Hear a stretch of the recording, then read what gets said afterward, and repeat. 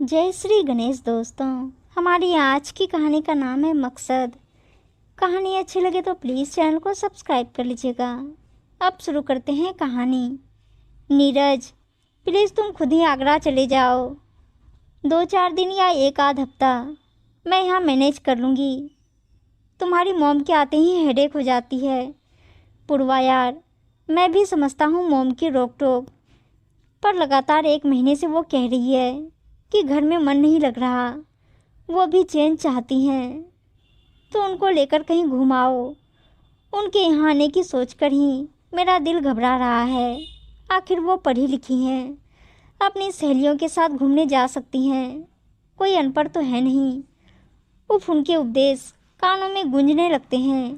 पूर्वा बेटा, 2 दिन से इतने बड़े पतीले में 1 गिलास दूध पड़ा है, इसे छोटे बर्तन में निकाल कर रख दो, फ्रिज में जगह बन जाएगी। उफ, जगह बनाकर क्रिकेट खेलना है। अरे बाद में साफ हो जाएगा, पर नहीं, जब तक बर्तन खाली ना हो जाए बोलती रहेंगी।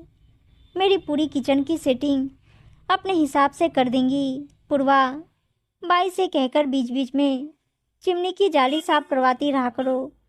बिल्कुल बंद हो चुकी थी। बेटा, महीने में 1 छुट्टी के दिन अपनी निगरानी में पोछा लगवाया करो। आज कोने में से बहुत कूड़ा निकला। बेटा, डिब्बों पर चिकनाई जमी थी, आज सारे डिब्बे साफ कर दिए। क्या दिखाना चाहती है कि मैं बड़ी गंदगी रखती हूँ? क्या क्या बताऊँ? ना बाबा, यहाँ नहीं। सविता जी का इकलौता बेटा नीरज और बहू पूर्वा बेंगलोर की एक मल्टीनेशनल कंपनी में नौकरी करते थे। पति की मृत्यु को कई साल हो चुके थे, पर अपने रिटायरमेंट के बाद वे काफ़ी अकेलापन महसूस करती थी। जब भी छुट्टियों में बेटे के पास रहने आती तो अक्सर नीरज को बीच छुट्टियों में ही कोई ना कोई बहाना बनाकर उन्हें आगरा भेज दिया जाता था। शुरू में तो सविता जी का ध्यान इस तरफ नहीं गया, पर जब 2 साल पहले उनके पड़ोस में रहने वाली उनकी भतीजी ने पूछा, ऐसा भी क्या बुआ, जब भी जाती हो 15-20 दिन बाद ही नीरज और पूर्वा को ऑफिस के काम से बाहर जाना पड़ता है? ऐसा तो नहीं कि आपको भेजने का बहाना बनाते हो? तेरा भी दिमाग उल्टा ही चलता है हमेशा। मुझसे क्या दिक्कत, अकेली जान हूँ, 4 काम उनके ही करती हूँ। सविता जी के दिमाग में भतीजी की बातें बैठ गई और उन्होंने गौर किया कि सीनू कह तो ठीक रही है। उनका तो ध्यान ही नहीं गया कि पिछले कई मौक़ों पर नीरज ने इसी तरह रवाना किया है। बस इस बार उन्होंने जांचने की ठान ली। सीनू, सच में मैंने गौर किया कि तुम्हारी बातें सच है, कैसे पता करूं? अरे बुआ, ऐसी परेशानी की बात नहीं है, बस इतना पता करो कि उन्हें आपकी कौन सी बातें अच्छी नहीं लगती। उन्हें नहीं, केवल पूर्वा को। अब ये तो खुद आपको करना पड़ेगा, क्योंकि अगर मैं नीरज को कुछ कहूँगी तो हाँ, तू क्यों बुरी बनती है, चल मैं ही सोचती हूँ। उसी शाम सविता जी ने नीरज से कहा, बेटा, घर में मन नहीं लगता, जी करता है कि भाग जाऊं यहाँ से। कई दिन से लीला भी काम पर नहीं आ रही, उसके भाई का ब्याह है। कुछ टाइम तो घर के काम करने में कट जाता है। फिर मम्मी किताबें पढ़ा करो, अपनी सहेली के साथ मूवी देखने चली जाओ, सीनू के यहाँ चली जाया करो या उन्हें बुला लो। आप ऐसा क्यों नहीं करती कि 1-2 दिन मामा जी के यहाँ चली जाओ? सविता जी के मन को गहरी ठेस पहुँची कि बेटे ने झूठ से भी नहीं कहा, मम्मी सामान पैक करो, मैं आपको लेने आ रहा हूँ। 1000 तरीके गिनवा दिए अपने को बिजी रखने के, पर उन्हें तो पता करना था कि प्रॉब्लम कहाँ है, इसलिए 2-1 दिन बाद फिर बात दोहरा दी। नीरज ने उसी तरह माँ को बहलाने फुसलाने वाली बात की और फ़ोन करके हालचाल पूछने की जिम्मेदारी पूरी कर दी। सीनू, रवि जी से कहकर मेरी टिकट बुक करवा दो। मेरे हिसाब से तो बुआ, इस तरह बिना बताए मत जाओ। अरे बेटा, ऐसा भी क्या कि अपने बच्चों के पास जाने के लिए इतनी औपचारिकता? माना कि जनरेशन गैप के कारण मतों में भेद आ गया है, पर मन में भेद नहीं आना चाहिए। और अगले ही इतवार सुबह 10 बजे वे बेंगलोर रेलवे स्टेशन पर उतर गई। उन्हें पता था कि पूर्वा इतवार को 9:30 बजे तक उठती है। आज उन्होंने जानबूझकर बहू को फ़ोन किया क्योंकि वे जानती थी कि नीरज इस समय फ़ोन नहीं उठाएगा।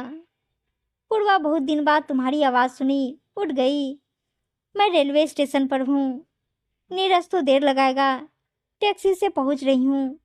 चल पहुँचकर मिलते हैं। एक ही झटके में अपनी बात कहकर उन्होंने फ़ोन रख दिया। सविता जी के दिमाग में वे दृश्य घूमने लगे जो उनके फ़ोन रखने के बाद पूर्वा और नीरज के घर में तराशे गए होंगे। दरवाज़ा नीरज ने खोला। क्या सरप्राइज़ दिया है आपने मम्मी? आपने बताया भी नहीं। सविता जी का मन किया कि कह दे, तुम्हें फिर से ऑफिस के काम से बाहर जाना पड़ सकता था, पर उन्होंने अपने विचारों और वाणी पर नियंत्रण करते हुए खुद को सुधारा। सविता, तुम इसी मतभेद को समझने और सुलझाने आई हो। हमारे ज़माने में दूसरी तरह से सोचते थे और आजकल के बच्चे अपने तरीके से सोचते हैं। सिर्फ विचारों का अंतर है। चाय के पश्चात सविता जी बोली, पूर्वा, चलो आज तुम दोनों की छुट्टी है, लंच के लिए बाहर चलते हैं। तुम क्या कहती हो? वाह मम्मी, लेकिन आप थकी होंगी। वैसे हमारा तो बाहर जाने का प्रोग्राम ही था। अरे थकान कैसी, तुम दोनों को देखकर तो मुझ में दुगना जोश आ गया है। सविता जी ने पूरा दिन नोटिस किया कि पूर्वा और नीरज बिल्कुल सही है। उनके चेहरे पर किसी तरह की कोई परेशानी भी नहीं दिखी। कुल मिलाकर पहला दिन बहुत मज़ेदार गुजरा। अगले दिन नीरज और पूर्वा ऑफिस जाने की तैयारी करने लगे तो सविता जी ने बहू से कहा, बेटा तुम दोनों आराम से ऑफिस जाने की तैयारी करो। लंच में क्या बना कर दूँ? तुम्हारे पास तो इतना टाइम ही नहीं होता कि। कोई बात नहीं मम्मी, ऐसा नहीं कि हम दोनों अपनी पसंद का खाना नहीं खाते। और आप क्यों बनाएंगी? अभी आंटी आने वाली है, वो सब जानती है, बना लेंगी। आप आराम कीजिए। सविता जी ने महसूस किया कि अचानक पूर्वा का स्वर बदला, पर उसने बड़ी चतुराई से बात संभाल ली। उस दिन सविता जी ने भी पूरा दिन आराम ही करने की सोची, क्योंकि पूर्वा की तीखी आवाज़ ने उनका ध्यान अपने आने के असली मकसद की ओर मोड़ दिया था। बच्चों के ऑफिस जाने के बाद मेड अपना काम करके चली गई। उनका नाश्ता खाना टेबल पर रखा था। थोड़ी देर बालकनी में खड़ी हो गई, पर कितनी देर वहाँ रहती। सोचा अच्छी से कॉफ़ी बनाकर सीनू से बात करती हूँ। हाँ बुआ, पहुँचकर फ़ोन भी नहीं किया। अरे बेटा, कल इतवार था तो दोनों के साथ बाहर चली गई, फिर आकर लेटी तो सुबह ही नींद खुली। हाँ हाँ, मैं समझ गई थी, यूँ ही मजाक कर रही हूँ और सब ठीक रहा। इतना कहते ही सविता जी ने सुबह की घटना सुनाई। बुआ, इतनी भी नेगेटिव मत बनो। एक तो बेचारी आपका ख्याल कर रही है। पुष्पा जी भी इतनी जल्दी कमेंट्स देने से बचते हुए बोली, ठीक है, 100 तरह की उलझनें होती है दिमाग में। चल तो फिर बात करेंगे। दोपहर का खाना खाकर बर्तन सिंक में रखने गई तो चाय की छलनी पर ध्यान पड़ा। हाय राम, चारों तरफ से कैसी पत्ती जमकर काली पड़ी है। ये बाइयां भी ना ध्यान ना दो तो पता भी नहीं चलता काम करती है। पर पूर्वा को कम से कम देखना तो चाहिए, कौन सा खुद करना है। पर नहीं, इतना कहकर उन्होंने ब्रश लेकर चाय छलनी को चमका दिया और अलमारी खोलने की सोची ही थी कि नीरज का फ़ोन आ गया। मम्मी, क्या कर रही हो? खाना खा लिया? हाँ बेटा, जरा बर्तन रखने आई थी तो छलनी पर नज़र पड़ गई, काली हुई पड़ी है। मम्मी आप छोड़ो ना, पूर्वा की किचन है, अपने आप देखेगी। छोड़िए, चलिए शाम को मिलता हूँ। सविता जी ने सोचा कि बेटा लार में रसोई का काम ना करने के लिए कह रहा है। बस उन्होंने भी अधिक प्यार के चक्कर में सिंक के नीचे का हिस्सा यह सोचकर खोल दिया कि एक दिन की छुट्टी होती है, थक भी जाती होगी। अगर कुछ फेंकने वाला हुआ तो निकाल दूंगी। जितने भी खाली डिब्बे पड़े थे सब उठाकर कचरे में डाल दिए और पूरा काम समेटकर शाम होने का इंतजार करने लगी। 5 बजे बच्चे आए तो चाय बनाने के लिए किचन की तरफ मुड़ी। मम्मी आप बैठिए, शाम की चाय वैसे तो नीरज बनाते हैं, पर मैं बना लाऊंगी। पूर्वा ने जिस रूखेपन से बात कही, सविता जी के उठते कदम रुक गए। वे चुपचाप आकर सोचने लगी कि पूर्वा को कौन सी बात से प्रॉब्लम हुई होगी।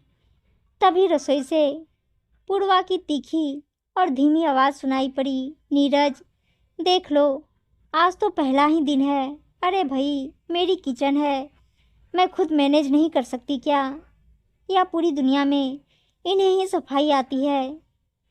ये छलनी आंटी ने 2 दिन पहले ही साफ की थी, पर नहीं, इन्हें तो किसी का काम। अब सविता जी समझ गई कि बहू को क्या समस्या है। नीरज उनके सामने चाय का कप रख के चला गया। उसका उतरा चेहरा उसके मन की बात को बयां कर रहा था, पर सविता जी ने ऐसा जताया मानो उन्होंने पूर्वा की आवाज़ सुनी ही नहीं। अब उनके सामने पूरी बात साफ हो चुकी थी। हाँ, उन्होंने प्रण कर लिया कि वे बहू की गृहस्थी में किसी तरह की रोक टोक नहीं करेंगी। वो कैसे रहना चाहती है, कैसे खर्च करना चाहती है, अपने घर को कैसे चलाना चाहती है, उसके बाद उन्होंने किसी भी प्रकार की हिदायत देनी बंद कर दी। इस बार सविता जी पूरे 2 महीने बहू बेटे के पास रही और दोनों को ऑफिस के काम से बाहर जाने की जरूरत भी नहीं पड़ी।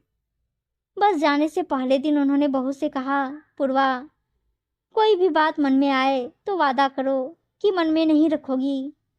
घरों में परिवार के सदस्यों के बीच मतभेद स्वाभाविक है, पर जब हम एक दूसरे के मतों को सम्मान देना छोड़ देते हैं तो मन में भेद बढ़ जाते हैं, जो बिल्कुल भी सही नहीं है। परिवार बिखर जाते हैं। सॉरी मम्मी, मैं समझ गई कि आपका इशारा किधर है। आपने एकदम से किनारा करके मुझे बहुत कुछ सिखा दिया है।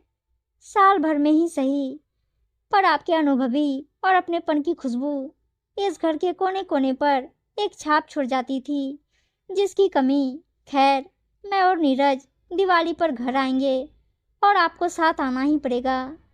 सविता जी ने चलते समय बहू बेटे को हमेशा की तरह दिल से आशीर्वाद दिया। हाँ, इस बार पूर्वा ने उनके आशीर्वाद की कीमत सच्चे मन से पहचानी थी। उम्मीद है दोस्तों कहानी अच्छी लगी होगी, और अच्छी अच्छी कहानियाँ सुनने के लिए चैनल को सब्सक्राइब और वीडियो को लाइक से ज़रूर कर दीजिएगा। धन्यवाद दोस्तों।